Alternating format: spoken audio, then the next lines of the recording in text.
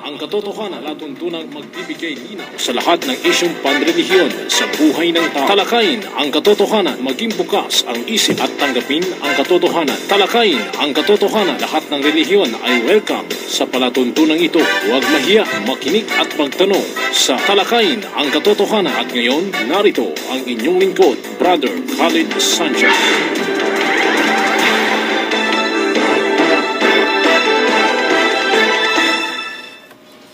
Say, with Allah is the perfect proof and argument.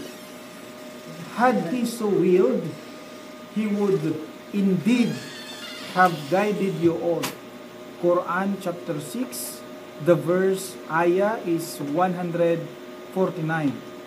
This is brought to you by Sheikh Mutlaq Al-Hinaki, Brother Omar Banaag, and Sister Dunabil Ghori.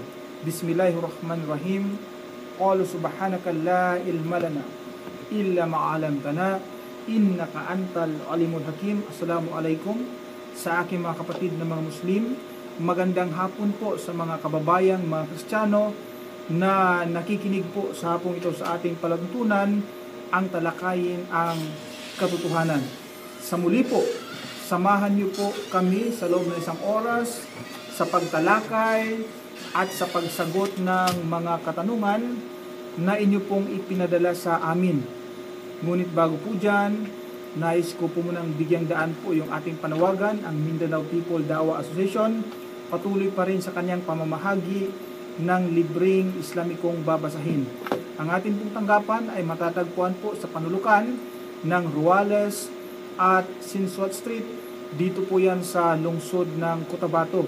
Bukas po yan tuwing araw po ng Lunes hanggang Biyernes, alas 9 hanggang alas 5 po ng hapon. Maging ang branch po ng ating tanggapan, ito naman po ay matatagpuan sa Notre Dame Avenue, sa harap po lamang ng Notre Dame University. Dito rin po yan sa Cotabato City. Ito pong ating pangradyong palatuntunan ay maaari din po makita sa youtube.com. Ang gagawin po lamang ng ating mga kabayan ay i-search or i-type po yung aking pangalan, Khalid Sanchez. Doon po ay inyong makita ang iba't ibang paksa na atin pong tinalakay dito po sa ating palatuntunan sa radyo. At mangyari po na paki-like na rin yung ating Facebook page, www.facebook.com/Bro Khalid Sanchez, capital letters po yan. Wala pong space. Pakilike na lang po para sa karagdagang update may kaugnayan sa da'wah. Of course, sa mga nais namang maging bahagi ng ating palatuntunan, kayo po ay maaring makapagpadala ng inyong mga questions sa atin pong hotline 0915-50-63652. Ulitin ko po, 0915-50-63652. Isa pa, 0915-50-63652. At sa muli po ang inyong lingkod, Brother Khalid Sanchez. Kasama ko rin po sa hapong ito ang ating pong Sheikh, ang ating pong Qari, no, tagabasa. Siya po ay naka-memorize ng buong Quran. Of course, kasama ko rin po sa hapong ito yung ating pong mga dating estudyante ng comparative religion, ang mga opisyal ng Ulul Albab. Opisyal talaga, no? Mga officer yan, ha? Mga malalaking tao yan, mga Ulul Albab yan, the men of understanding. Hindi po yung mga ulul na nabubuang na, no? Kundi yun pong mga may pangunawa. Arabic yan, Shika. Yung ulul na nakikita natin sa mga TV. Oo nga, no?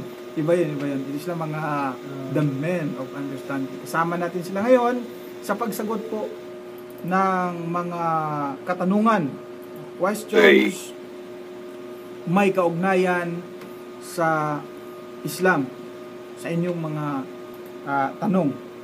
Okay? So, siguro mas maigi bigyang Great bro. baka may gusto kayong batiin. Si Sheikh muna. Unahin natin si Sheikh natin. May batiin ka dyan, Sheikh?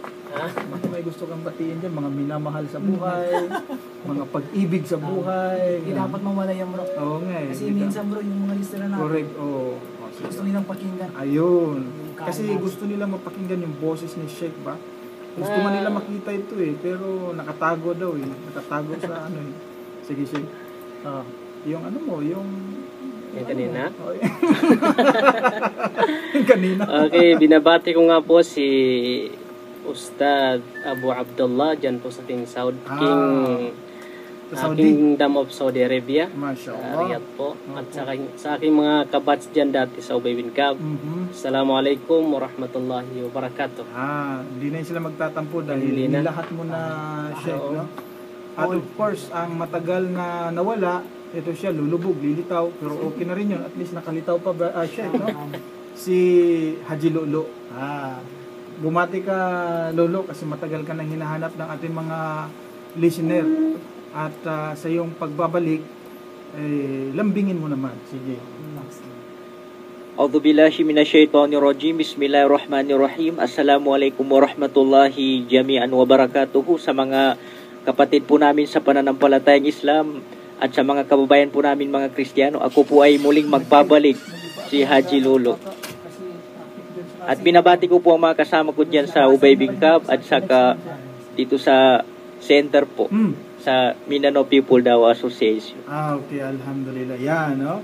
At of course, ang ating isa sa mga malapit sa atin sa pagdadakwa, no? Madalas kasama natin dito rin sa region, narinig nyo, si Brother Al-Kaka. Brother? Salamat bro. A'udzu billahi minasyaitonir rajim. Bismillahirrahmanirrahim. Alhamdulillah wassalatu wassalamu ala Rasulillah wa ala alihi wa sahbihi wa sallam wa man tabi'ahum bi ihsanin ila yaumiddin. Amma ba'd, sa mga tagapakinig po natin sa hapong ito na mga Muslim, isang pang-universidad na pagbati sa inyo. Assalamualaikum. At sa mga Kristiyano na walang sawang nakikinig sa hapong ito, no, na patuloy na inaabangan ang programa natin, no, ang programa ni Bro Khalid Sanchez. Ay magandang hapon sa inyo. Ala kulli hal, bago po tayo magsimula sa ating paksa, gusto ko lang batiin, brother, yung magulang ko na nakikinig sila Tama sa hapong ito, si Abi at saka si Umi. Inaama, assalamualaikum sa kano, sa aking mga kapatid, pati na rin sa aking mga kapitbahay. To all faculty of BSIE sa Polytechnic, binabati ko po kayo ng assalamualaikum warahmatullahi wabarakatuh. Isang nagbigay sa atin bro, sa isa sa mga kasama natin na si Gasa Bilgas, na inyong ipagpaumanhin na siya ay hindi dumalo. Bakit daw? Dahil sa may soko talaga siya bro. May sakit siya. Yes. Ganun pa man ay binabati ko rin siya, no? Nakikinig sa hapong ito bro, sa mga kaibigan ko, lalong-lalo na kay Ma'am Halima. Kung nakikinig ka man ngayon, isang magandang pagbati, pang-universidad na pagbati. Pang-universidad, Yes. Okay. Assalamualaikum warahmatullahi wabarakatuh. Talaga na pagbati yan, Oo. Anyway, ako rin may babatiin. Si Brother Abdullah Gaya po ng Cotabato Hardware. Sa mga kapatid po natin na may pangailangan sa construction, dyan na po tayo sa kanyang hardware sa may Mabini Street po yan dito sa Cotabato City. Okay. At sa ibang mga brothers natin, si Brother Gangnam at si Brother Amwas, no, nasa labas sila, nagikinig din. Assalamualaikum sa inyo dyan. Okay. So, start na tayo, ha? Yes, ma'am. Unang katanungan, ito po ay galing kay Texter 966-5505-89523. Assalamualaikum bro Khalid. Waalaikumsalam. May tanong ako. Okay. Ano ang parusa at kabayaran ng taong kumakain ng karni ng baboy? Galing pa sa Saudi ang tanong. Oo, 966 galing Saudi yan. Marami din mga kapagito doon bro, dito pa sa'yo talaga nagtanong. Ibig sabihin, may type nila kapatid. tautik lang ala bro. Oo, Al-Kaka, type nila yun. Gusto niya malaman, dyan mismo correct. sa'yo bro. Oo. Ano raw ang kaparusahan? Bago po dyan, abay basahin muna natin ang sinasabi ng ating maluwalhating Quran tungkol sa baboy. Ano ba yan? Ito ba ay bawal o hindi? Sapagkat hindi nararapat yata na parusahan ka sa isang bagay na hindi naman bawal. Alamin muna natin, bawal ba yan o hindi? Ganito po ang sinasabi sa chapter 2 ng Quran at ang talata po ay 173. Yan. Kahit hanggang sa Khinjir lang siya. Yan. 173. Iqra. أعوذ بالله من الشيطان الرجيم إنما حرم عليكم الميتة والدم ولحم الخنزير. Yan, ganito sa kanyang pinakamalapit na kahulugan. Sinabi ng Allah sa kanyang pinakamalapit na kahulugan, Mm. ipinagbawal lamang niya sa inyo ang maita, patay na hayop na hindi kinatay sa pamamaraang Islamiko, Mhm. at dugo at ang laman ng karne o baboy. Yun. Walahmal kinjir, no? At yung baboy, bawal yun. Sabihin bawal Oo. So alam nyo po, sa ating mga tagapakinig, ang maluwalhating Quran ay direktang nagbabawal sa pagkain ng baboy. At hindi lang isang talata. At hindi lang isang talata, Brother Al-Kaka, dahil mabigat yung pagkain sa baboy. Inulit Oo, mabigat na mabigat na utos, kaya inuulit ng Allah. Inulit na naman niya sa isa pang talata sa chapter 5 Suratul Maida, at ang aya ay 3. Ganito naman ang sinasabi. أعوذ بالله من الشيطان الرجيم حرم عليكم الميتة والدم ولحم الخنزير. Yun, ganito po sa kanyang pinakamalapit na kahulugan, Brother Gangnam. Ang ipinagbawal sa inyo bilang pagkain ay ang mga maita, ang patay na hayop na hindi kinatay, ang dugo, ang laman ng baboy, Yun. at ang karne ng hayop na kinatay bilang alay, sakripisyo sa iba maliban pa kay Allah. Ayun. Maliwanag naman doon, Brother Gangnam, na binanggit yung karne ng baboy, no? So, binanggit na naman ang laman ng baboy at ito ay bawal kainin. Pangalawang beses yun. Dadagdagan pa natin, Brother Al-Kaka, Ibig sabihin, no? bro, nilang dalawang Oo. beses. Oo. Yan ay palatandaan, bro, na talagang ipinagbawal Mabigat ng na Allah. aral. Mabigat. Mabigat na utos yan dahil ulit-ulit. Katulad ng tatay, kapag meron siyang mabigat na utos para sa kanyang anak, Ulit-ulitin niya ito, bro. uulit-ulitin Para niya. hindi Malimutan. malimutan. Posibleng malimutan pa kung paulit-ulit. Hindi lamang isang beses, dalawang beses. Ito, pangatlong beses. Chapter 6, ang aya ay 145. Ganito po ang sinasabi, Iqra. أعوذ بالله من الشيطان الرجيم قل لا أجد فيما أوحي إلي محرما على طاعم يطعمه إلا أن يكون ميتة أو دما مسفوحا أو لحم خنزير. Yun. Ganito naman sa kanyang pinakamalapit na kahulugan. Brother Lolo. Ipagbadya o Muhammad, hindi ako nakakita sa mga bagay na ipinahayag sa akin ng anumang ipinagbabawal na kainin Aha. sa mga nagnanais na kumain ito, maliban na lamang kung ito ay maita, patay na hayop, o dugong umagos sa pagkatay o katumbas nito, o ang laman ng karne ng baboy. Yun, nandiyan na naman, binabanggit na naman yung baboy. Bidang-bida talaga sa Quran, Brother Al-Kaka, no? O ilang beses na yon. Yun ay pangatlo, no? Pangatlong pagbabawal yun. Ulit-ulit, bro. Oo. Hindi na, bro. Ito'y mabuti na. Oo, hindi ibig sabihin mabuti na. O, ito pa, dagdagan pa natin. Pang-apat na beses. Talagang mabigat na utos itong pagbabawal sa baboy. Chapter 16 at ang aya ay 115. Ganito ang sinasabi. Iqra. أعوذ بالله من الشيطان الرجيم إنما حرم عليكم الميتة والدم ولحم الخنزير. Ganito po sa kanyang pinakamalapit na kahulugan. Iqra. Kanyang ipinagbawal lamang sa inyo ang karne ng patay na hayop, ang dugo, ang laman ng baboy. Aha. Grabe, no? Alam mo, bro, Oh. ito sa Quran, bro, paulit-ulit.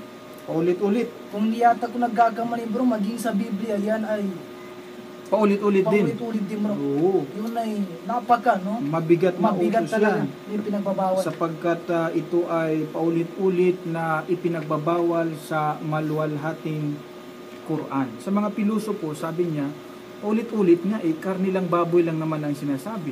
Paano kung kakain ako ng... Sabaw. Hindi, yung balahibo ng baboy.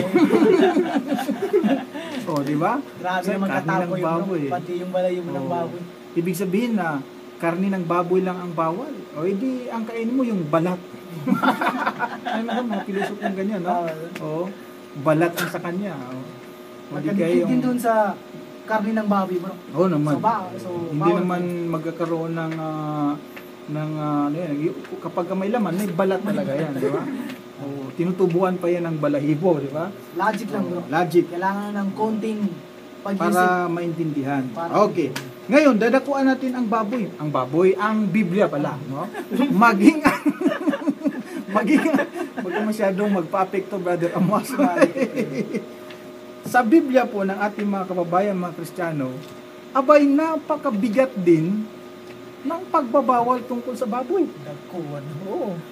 Dahil bakit? Maging ang Biblia po ng ating mga kababayan, mga Kristiyano, ay ipinagbabawal ang pagkain ng baboy. Saan po natin mabasa yan? Ito po.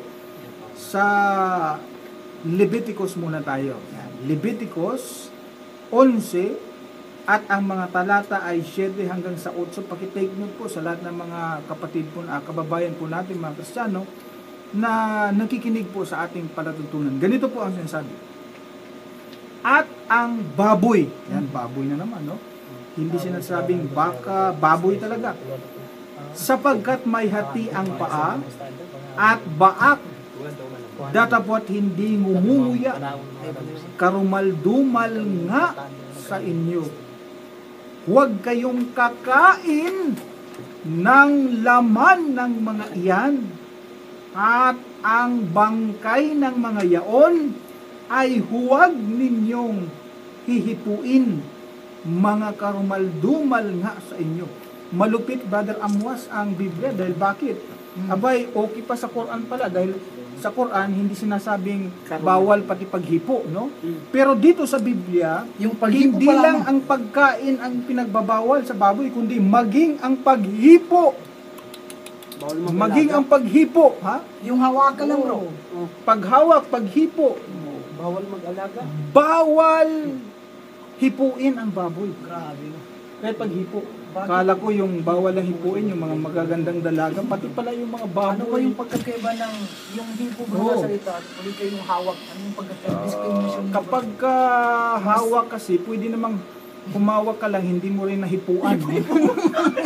Tama bro. Kasi yung ginamit dyan sa talata na yan. Hipo! Hipo. Huwag hihipuin. Siguro, ibig sabihin niya, huwag lilimasin, no? Only mga Nilamas, parang ganyan.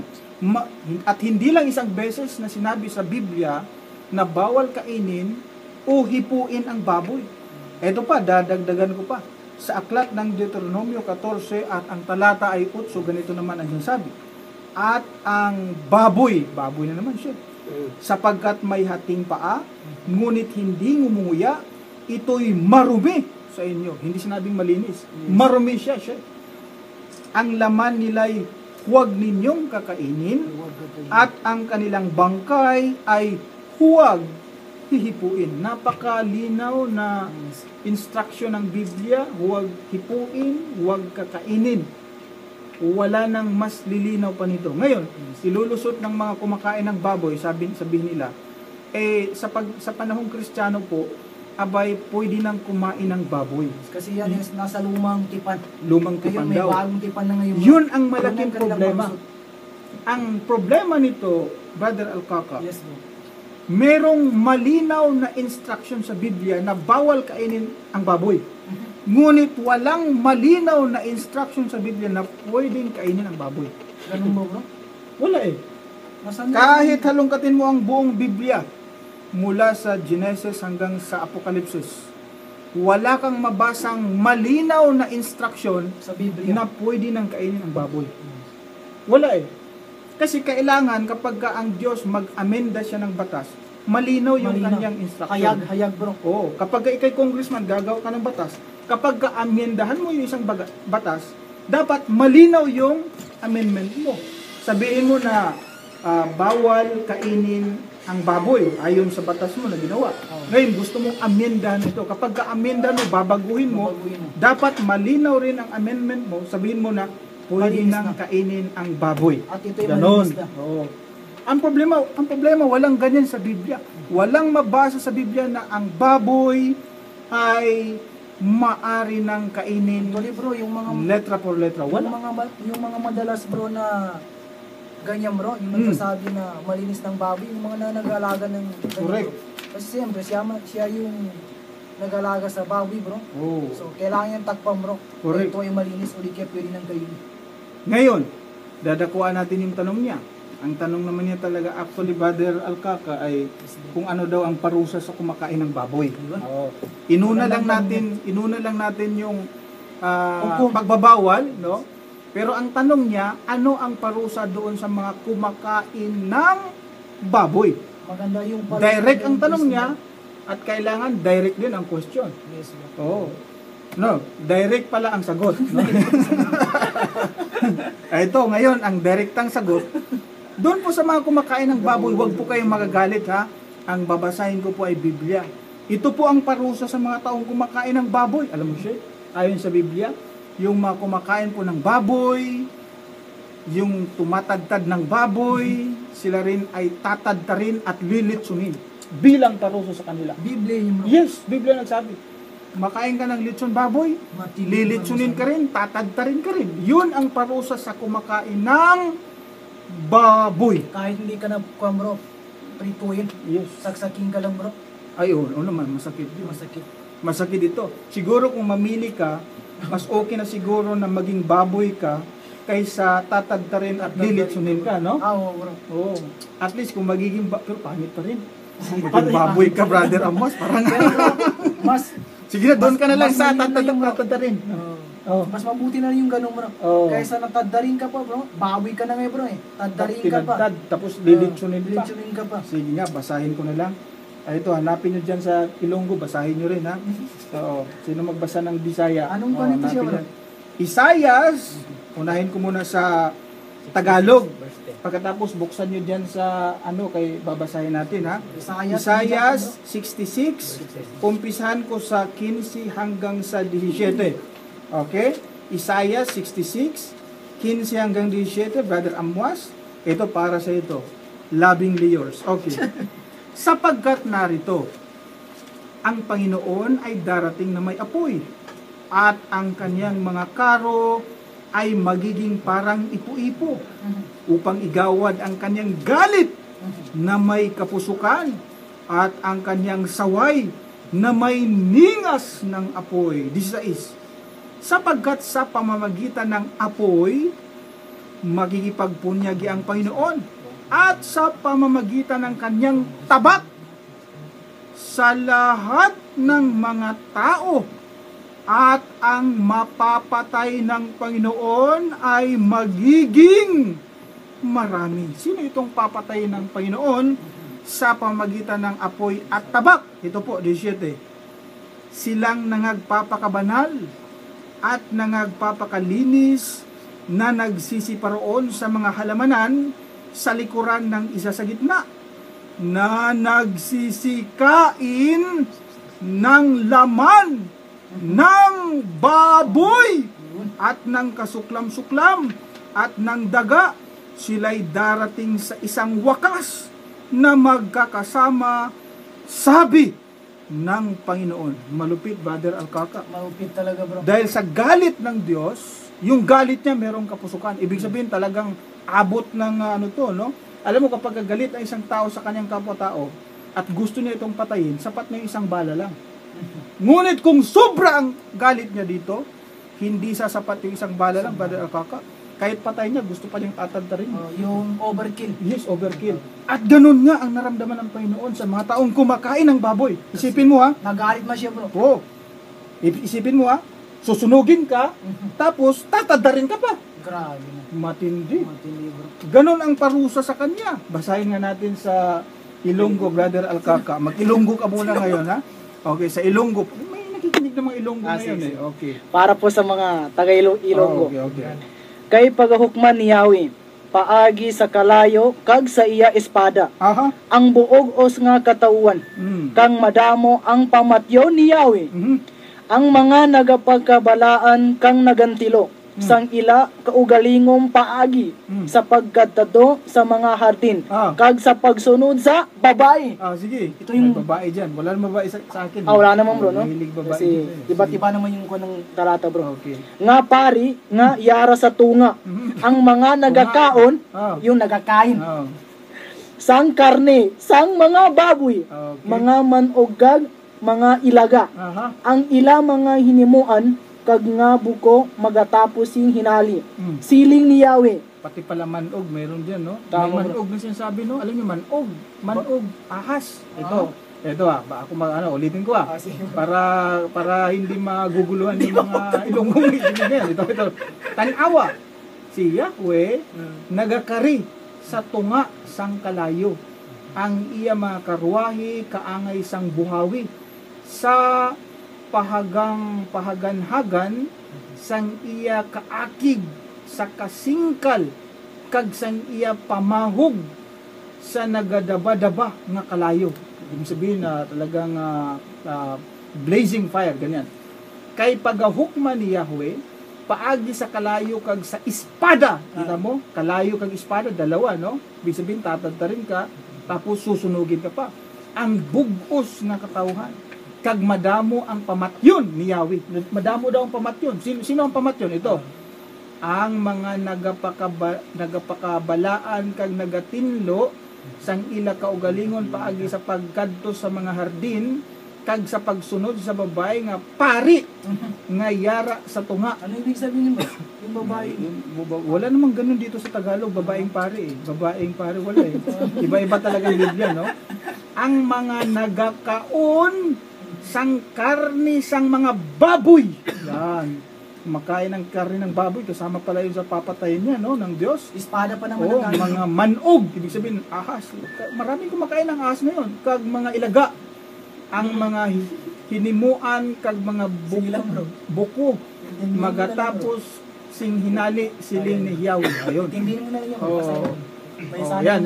Sa Bisaya tayo kasi baka sabihin naman ng mga kababayan natin mga Bisaya, sabihin na unfair naman kayo, mahilig kayo sa Tagalog at Ilonggo, wala namang Bisaya. Paano Bisaya kung tayo. kami na nagkikinig bro? Oo nga. Kasi marami yung Bisaya bro. Marami. Sige. Sa Bisaya. Okay. Sige, brother. Kay anya ang karon, Sige, si Jehovah mo anhi. Palapit na, gamay. Ayan, sige, si Jehovah muhanhi, uban ang kalayo, Grabe ha. ug ang iyang mga karo, mahasama sa alimpulos, aron sa panghamtang sa iyang kasuko, Tunay ha. uban ang kabangis, ug sa iyang pagbadlong, uban sa mga siga sa kalayo.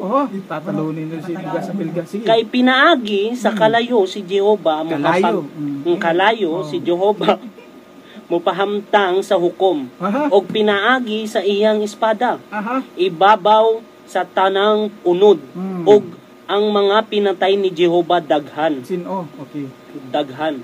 Kinsa. Sige. Kadtong nagabalahan sa ilang kaugaliungon og nagaputli sa ilang kaugalingon aron sa pag-adto sa mga tanaman, sa luyo, sa usa diha sa taliwala, nagakaon og unod sa baboy.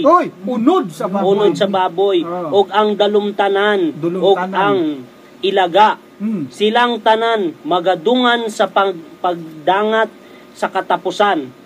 Nag-ingon si Jehovah. Walay manog dyan. Walang ahas. Walay ahas. Dito sa Ilonggo may ahas, no? Pero dito sa Bisaya nawala yung ahas.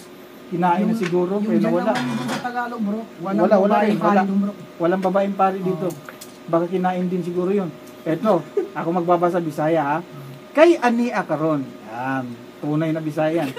Si Jehovah, Wamoy pala ta bro. muanhi uban ang kalayo. Darating siya kasama yung apoy. Ug ang iyang mga karo mahasama sa alimpulos. Yung kanyang sinasakyan daw katulad ng ipo-ipo.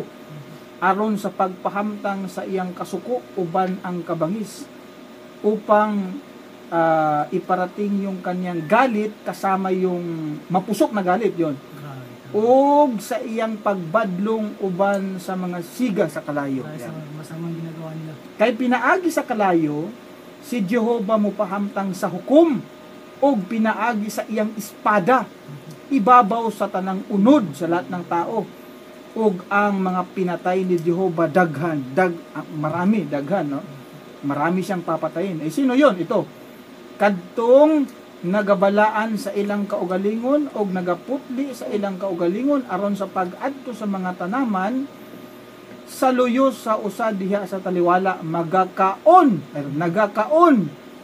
o unod kumakain sa baboy ug ang dulumtanan, ibig sabihin yung kasuklam-suklam ug ilaga, walang ahas dito.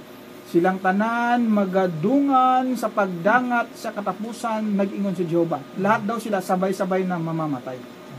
Bro, paano yung nagbibenta ng baboy? Anong paruwa sa kanila? Ibang usapan naman yun. Kasi parang wala nabanggit yung bro, no? Wala. Yung nagkakaon lang. Kumakain ng baboy. Sinasabi sa Biblia, paparusahan ng Diyos dalawa, apoy at tabak. Kay matindi. Kapag matindi yung utos, ilang beses na inulit mula sa Quran hanggang sa Biblia. Kaya matindi rin yung parusa sa kanya. Maliban sa magkaroon pa siya ng buhay pa siya, magkaroon siya ng iba't ibang sakit na nakuha niya sa baboy, di ba? Oo. At saka marumi naman talaga ang baboy. Hindi dapat kainin. No? Hindi ginawa ng Diyos ang baboy para ito ay kainin. Kaya nga po, sa mga taong naghahanap ng katotohanan, ang katotohanan po, ang baboy bawal kainin. Ngayon, sabihin ng mga sabadista, libre na tayo nito. Tama yung paniniwala natin dahil bawal sa atin ang baboy. Yung sabadista, bawal sa kanila. Sana, tama na sana sa kanila yon. Pero kasi ang Diyos nila kasi si Jesus Christ, doon naman pumapalpak. Hindi naman kasi si Diyos. Doon po sa nagtanong kung bawal ang baboy o anong parusa, yun po ang aming